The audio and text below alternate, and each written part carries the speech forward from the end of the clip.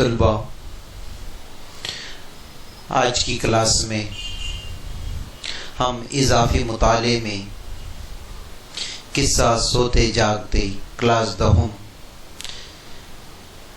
جس کا مصنف ڈاکٹر نیر مسعود ہے، ہم اس کا مطالعہ کریں گے اور یہ پارٹس نمبر 5 ہے۔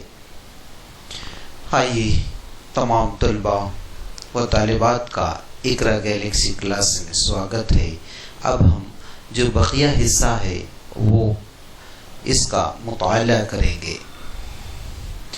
پچھلے پارٹس میں ہم نے 4 منظر مکمل پڑھ چکے تھے۔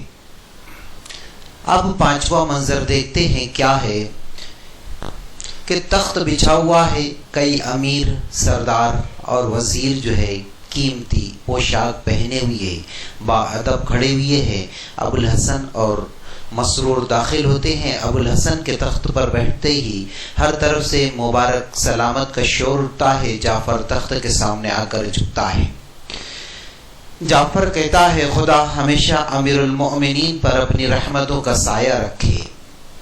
حسب معمول اس طریقے کے الفاظ سے اسے نوازتا ہے جس طریقے سے ہارون رشید کو نوازا کرتا تھا، کیونکہ ہارون رشید خلیفہ کا یہی حکم تھا۔ حاضرین جو وہاں موجود تھے وہ آمین آمین کی صدا لگاتے ہیں۔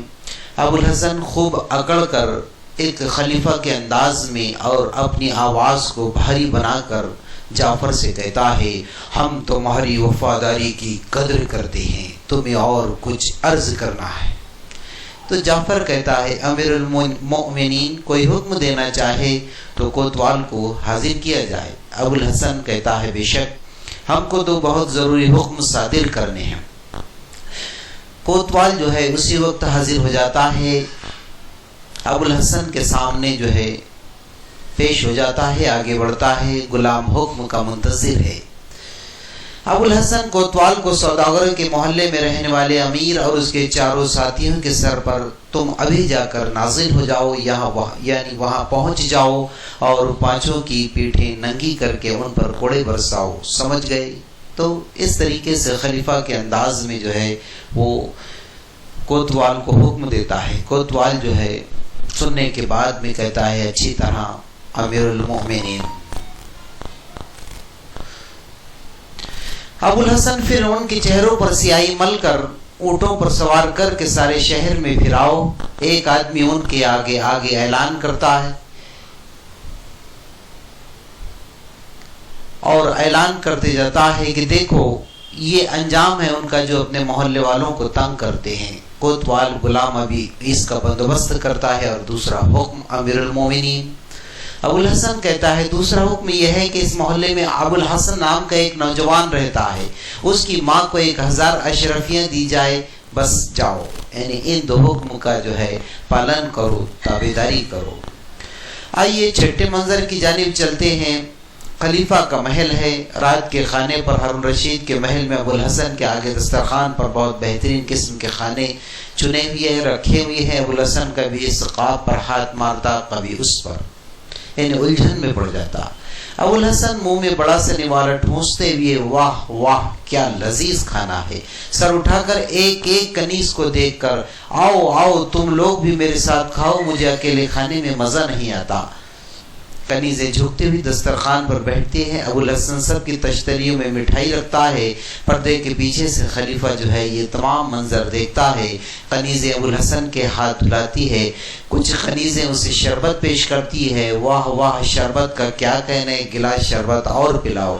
خلیفہ پیچھے سے جو ہے اشارے کرتا ہے، کنیز جو ہے گلاس میں چپکے سے بے ہوشی کی دوا ملا دیتی ہے۔ ابوالحسن اس گلاس کا شربت پی کر کچھ دیر میں ہی بے ہوش ہو جاتا ہے۔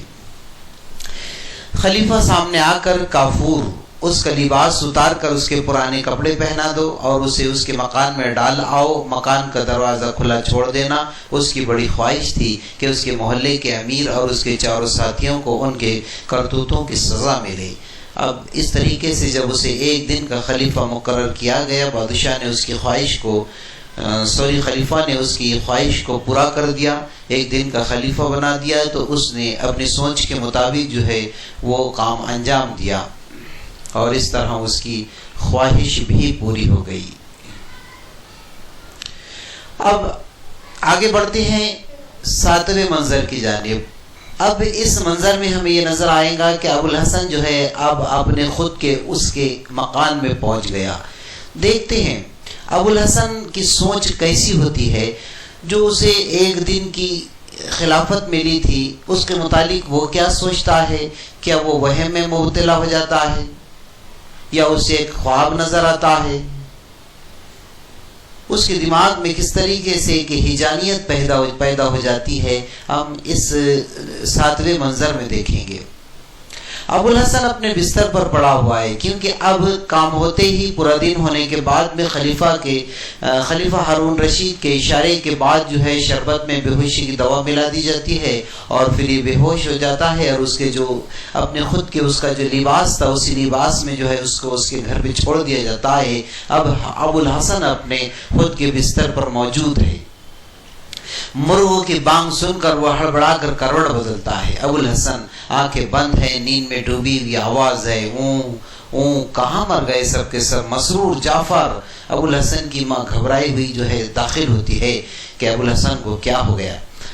ماں ابوالحسن کا شہانہ ہلا کر، کیا ہے بیٹا، یہ کن لوگوں کو پکار رہے ہو؟ ابوالحسن چونک کر ماں کو گھورنے لگتا ہے، تم کون ہو بڑی بھی؟ اس کے دماغ میں بھی وہی جو ہے خلافت کا ایک بھوت سوار ہے۔ ماں حیرت سے، اوئی بیٹا اپنی اماں کو نہیں پہچانتے؟ ابوالحسن تیوریاں چڑھا کر خلیفہ کی طرح، کیا بکتی ہے بڑھیا، ہم امیر المومنین ہیں، زبان سنبھال کر بات کر۔ ماں ابوالحسن تو کیسی بہکی باتیں کر رہا ہے؟ ابوالحسن تو مجھے نہیں جانتی، تو اب جان لے کہ میں خلیفہ ہوں، امیر المومنین تمام مسلمانوں کی جان و مال کا مالک ہے۔ ماں آنکھیں پھاڑ کر آسمان کی طرف دیکھتی ہے، اپنی نظریں اوپر اٹھاتی ہے، یا الہی خیر ہو، اللہ سے دعا مانگتی ہے اپنے بچے کے لیے، کیا میرے بیٹی کے اندر کوئی جن سما گیا ہے؟ ابوالحسن سے بہت پیار کرتی تھی اس کی ماں، اور بڑے پیار کے ساتھ میں ابوالحسن سے کہتی ہے کہ میرے لال، یہ تجھے کیا ہو گیا؟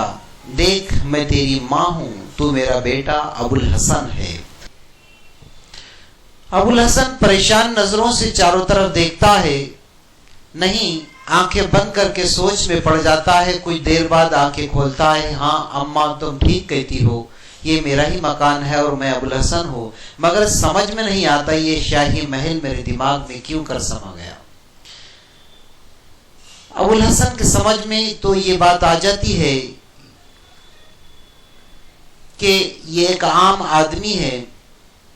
ماں خوش ہو کر جو ہے ابوالحسن کی بلائیں لیتی ہے، اے ماں، اے میں قربان، کبھی کبھی آدمی ایسے بھی خواب دیکھنے لگتا ہے۔ ابوالحسن، خواب؟ ہاں ہو سکتا ہے یہ خواب ہی ہو، میں نے دیکھا کہ میں خلیفہ ہوں، میری خدمت کے لیے کنیز اور غلام ہے، ہاتھ سے جو ہے اپنا ماتھے کو رگڑتا ہے، مجھے خود یقین نہیں آتا تھا، تب میں نے کنیز سے کہا ذرا میری انگلی میں کاٹ، ایک دم اپنی انگلی ہاتھ سے پکڑ کر چلانے لگا، نہیں یہ خواب نہیں ہو سکتا، ہٹو مجھے جانے دو، میری دربار کا وقت ہو گیا ہے، اٹھنے لگتا ہے۔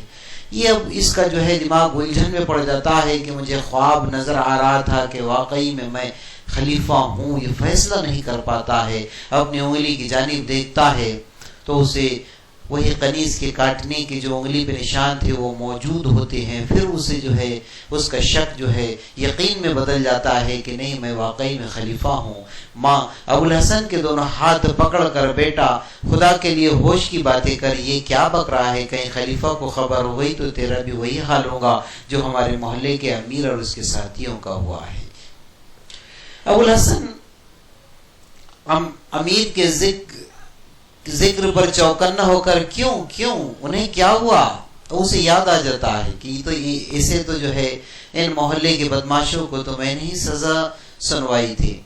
ماں کہتی ہے، اے ہو نہ کیا تھا، جب ان کی بدمعاشیاں حد سے بڑھی تو کل کوتوال نے خلیفہ کے حکم سے سب کو خوب کوڑے لگوائے، پھر ان کے منہ پر کالی پوت کر اونٹ پر الٹا سوار کیا اور سارے شہر میں گھمایا۔ مجھے ڈر ہے کہ خدا نخواستہ تیری بھی یہی گت، یعنی اسی طریقے سے جو ہے ابوالحسن کی بھی حالت نہ ہو جائے، کیونکہ ماں نہیں جانتی تھی کہ اس کا بچہ جو ہے ایک دن کا خلیفہ بنا ہے۔ بقیہ حصہ اگلے کلاس میں ہم مکمل کرنے کی کوشش کریں گے۔ اس وقت تک کے لیے اللہ حافظ۔